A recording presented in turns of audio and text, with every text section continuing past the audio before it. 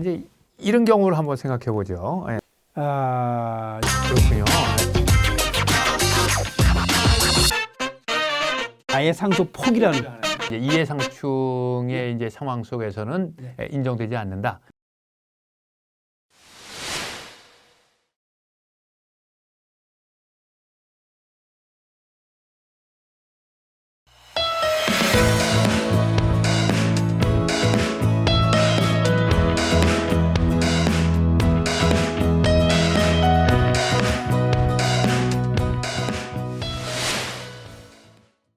예, 이제 법정 상속을 해야 되는 상황, 이제 그 중에서 세 번째 단계는 상속된 재산을 이제 분할해야 되는 이제 그런 일이 생기게 되죠. 이제 분할을 해서 사실 이제 분할하기 전에 상속세를 먼저 납부하는 게 이제 원칙이 되겠죠. 싸우지 않는다면.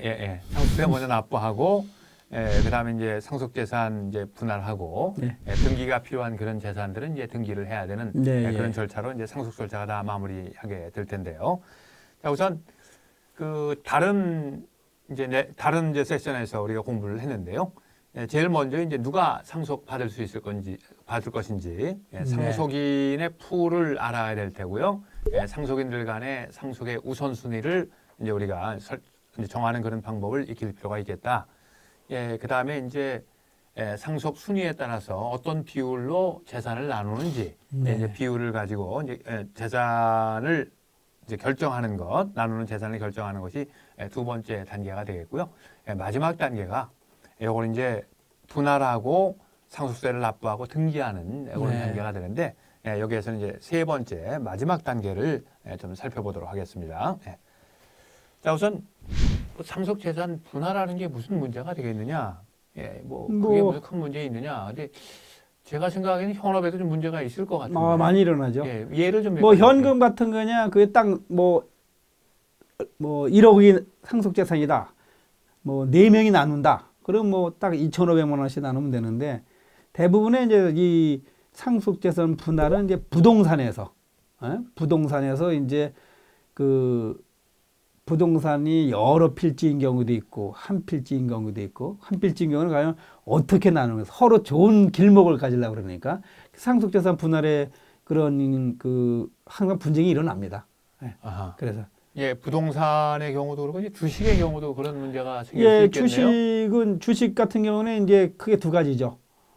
주식이 분할할 수 있으니까 몇 주 딱 나누면 되는 거죠. 그게 단수가 나오면 그거는 몇 개 안 되니까 매도 매출 종가로 해가지고 나누면 되니까 이제 거래가 되는 상장된 주식의 경우는 그렇지만 아마 이런 경우 제가 비상장 주식은 이제 어쩔 공인에 가서 저기서 이제 감정 평가를 해야겠죠. 그래서 비율대로 나눌 텐데 사실 이건 제가 경험한 내용인데요.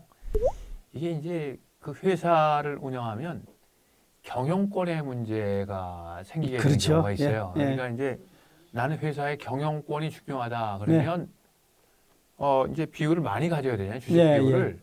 근데 이제 다른 자녀도 똑같이 나도 회사 경영에 관심이 있어. 이렇게 얘기하면 이걸 어떻게 나눌 것이냐 하는 이런 문제들이. 경영권. 그렇죠. 그럼 경영권은 거기다 대입하면 복잡해지는 거죠.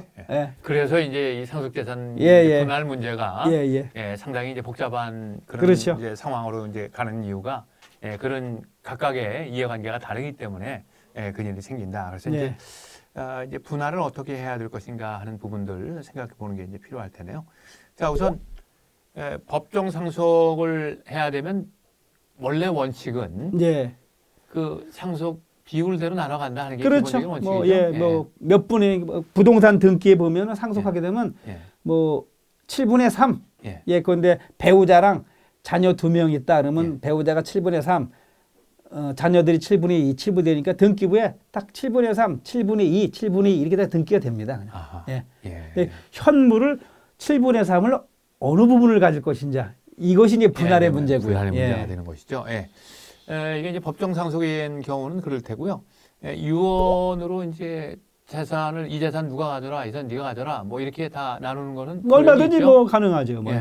유언도 분할 방법을 얼마든지 지정할 수 있으니까요. 유언을 통해서 이제 하는 게 이제 가능하다. 그 다음에 이제 유언 이외의 또 다른 방법은 상속인들 간에 예. 아 너는 이거 갖고 나는 이거 가질게 이렇게 할 수 있죠. 합의가 이루어지면 예. 유언을 아무리 했다 하더라도 예. 상속인들이 다 전원이 일치해서 서로 뭐 양보할 건 양보하고 하면서 분할 방법 얼마든지 정할 수 있습니다. 아 이게 상속인들 간의 협의하면 유언도 필요 없습니다. 그러니까 유언을 뛰어넘는 거죠. 뛰어넘죠. 예. 그다음에 법정 상속이라는 법도 그것도 다 뛰어넘네요. 뛰어넘습니다. 예. 그렇습니다. 그러니까 이제 상속인 간의 협의가 최우선이다. 그렇습니다. 이렇게 이제 이해하면 되겠네요. 근데 이제 협의라고 얘기를 했는데 네. 협의가 다수결도 있고 만장일치도 있지 않습니까? 이거는 이게 상속인 간 협의는 만장일치해야 됩니다. 이거는 야, 이게 사실은 굉장히 좋기는 한데 이게 만장일치 협의를 이루는 게 쉽지 않겠네요. 쉽지 않고 또 경우에 따라서는 또 의외로 또 피를 나누는 사이이기 때문에 또 종종 또 싸우다가도 잘 됩니다. 또. 이제 만장일치로 협의가 안 되고 서로 자기 주장을 하게 되면 해결할 수 있는 유일한 대안은 분할 소송입니다. 소송. 그걸 갖다 이제 어떤 때는 이제 공유물 분할 소송이라고 다 하고 난 다음에 요 순수한 거는 상속재산 분할 심판 청구라고 해가지고 결국 이제 분할하는 겁니다. 분할. 이제 분할이 이제 굉장히 효과적이고 어떻게 보면 뭐 비용 측면이나 이런 측면에서 봤을 때도 가장 좋은 방법이다 이렇게 이제 생각이 되는데요. 그런데 분할을 마음대로 할 수 있느냐 상속인들끼리 뜻만 맞으면 할 수 있습니다. 마음만 먹으면 할 수 있지만 전원 동의하면 전원 동의하면 분할할 수 있지만 그 상속인들끼리 짜고 뭐 제3자에게 피해를 입히는 건 안 될 거 아니겠어요? 당연하죠. 그렇죠? 그런 제약이 있을 것 같고 그렇죠. 또 상속인들 중에 하나는 판단할 능력이 없는 그런 경우가 있을 그럴 수도 수 있고 있죠. 이제 그런 경우를 좀 생각을 해볼 필요가 있겠는데요. 이런 경우 제가 이제 생각을 해봤어요. 피상속인이 8살짜리 아들과 배우자를 남기고 세상을 떠났습니다. 8살짜리 8살짜리 아들과 배우자를 남기고 이제 재산은 15억에 해당하는 부동산, 10억에 해당하는 현금. 이거 이렇게 이제 나누고 봤는데요. 요 어린 아들, 8살짜리 아들의 친권자이자, 친권자이자 이제 사망한 사람의 이제 배우자가 자기 뜻대로 15억 원 해당하는 토지를 자기 앞으로 등기를 하고, 아들 몫으로 10억 원을 분할을 해서 이제 이해금을 했습니다. 이게 효력이 있습니까? 요거는 일단은 효력이 없어 보입니다. 왜 그러냐면, 그 첫째로는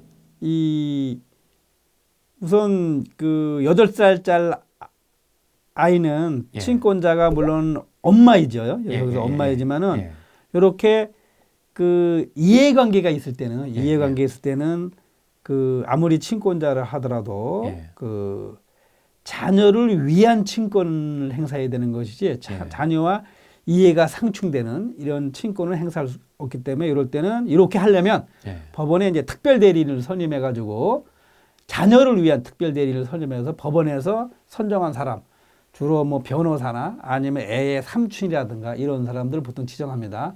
그 사람과 협의를 해야 되는 것이고요. 배우자와 그렇게 해야 됩니다. 그러니까 이게 또 왜 안 되냐면 이 돈이라는 10억이라는 것은 원칙적으로는 나눠질 수 있는 거 아닙니까? 아까 얘기했지만 주식처럼 나눠지는 거는 사망과 동시에 그냥 나눠진 겁니다. 5억 5억씩. 그때 5억은 이미 자식 거가 된 거고 5억은 엄마 거가 된 겁니다. 나눠지는 거기 때문에. 나눠지지 못하는 부동산을 여기서 나눠야 되는 건데 이번 같은 경우에는 상승 가치가 상당히 있는 부동산은 엄마가 갖고 요즘같이 금리가 낮은 시대에서는 낮은 거를 아들을 줬기 때문에 이건 굉장히 이해가 상충되기 때문에 이건 엄마라고 해도 마음대로 할 수 없는 무효인 그 분할 방법입니다. 그러니까 이제 친권자가 친권을 행사해서 아들이 협의했다 이렇게 아무리 주장하더라도 이제 이해상충의 이제 상황 속에서는 인정되지 않는다. 그렇습니다. 협의 분할로 인정되지 않는다. 이렇게 이제 봐야 되겠네요. 요거는 아마 성년 후견인 뭐 이런 경우도 그렇죠. 예, 그러니까 똑같이 이게 이제 특별 대리인 이런 것도 이제 성년 후견인을 이제 예. 이해관계이기 때문에 보통은 엄마가 성년 후견인, 여기서 친권자이기 때문에 성년 후견인은 필요 없는데 예, 예. 성년 후견인을 하더라도 예. 이거는 엄마가 아닌 예. 예. 다른 사람. 아하. 예, 예. 하여튼 이해상충의 상황은 피해야 이제 그렇습니다. 협의가 효력이 있다. 예. 이렇게 이제 보면 되겠네요.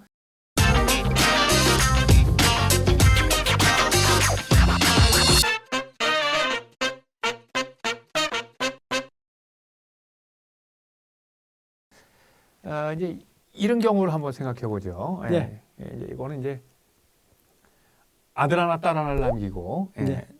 재산을 10억 원, 현금 10억 원을 남기고 네. 재산을 남기고 이제 죽었습니다. 예.